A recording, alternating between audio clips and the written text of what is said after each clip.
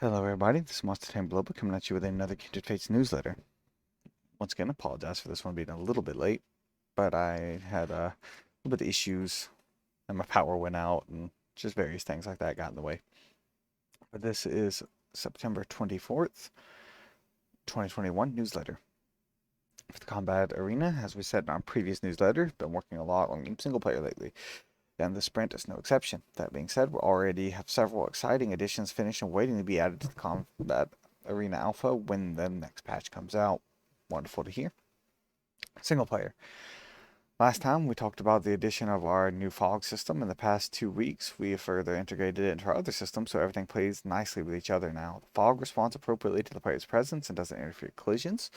The capture mechanic has been tuned up a great effect. The human character is now able to move while aiming and launching, and we've updated its VFX. It's a much better spot than it was even a few weeks ago. Here's a look where it is now, adding sound effects soon.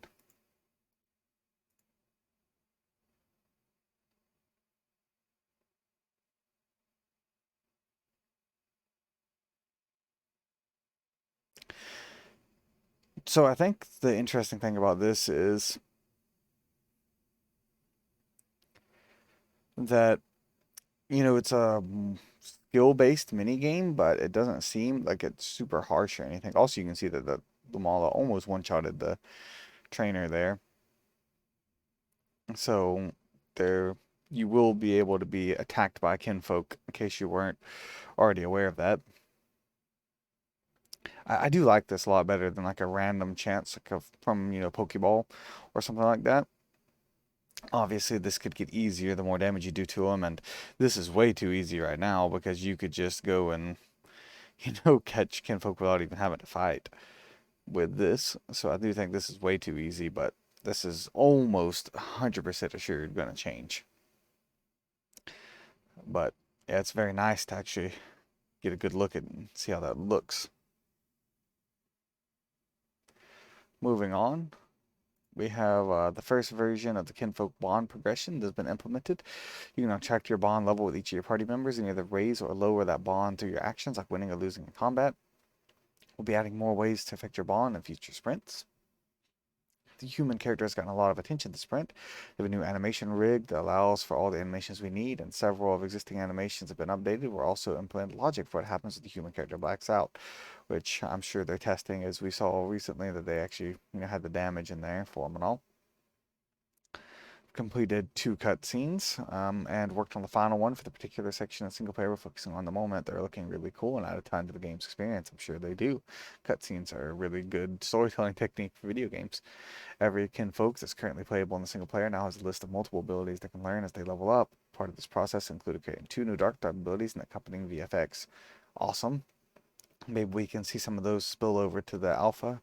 Skulkin would be awesome to have some more dark type abilities for him.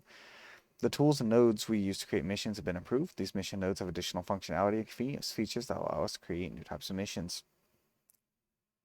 The train has continued to see new expansion recently. We're having a ton of fun building lots of cool spots, all off the beaten path players to discover. Love that. I'm going to be exploring all around, so love to have the idea of off the beaten path locations to discover. Until recently, most of our focus has been on a particular section of prairie, but we're also turning our attention to nearby mountain and have added lots of details there as well. The NPCs have received lots of improvements. For starters, we've added a new AI to a whopping 6 kinfolk. We also created new aiming systems and smashed some bugs along the way. These NPCs will also new pathfinding to help them get around the open world. Thanks for stopping by. We'll see you next time on October 8th. Right now, as they said, it's not a lot of stuff super relevant to the actual playable version right now, which is the Combat Alpha, but the single player does seem to be coming along very nicely, and I'm always happy to see more information shared like this. I hope you guys have been enjoying these read-alongs, and I'll see you guys next time. This has been Monstertaming signing off. Hope you all have a wonderful day. Goodbye. God bless.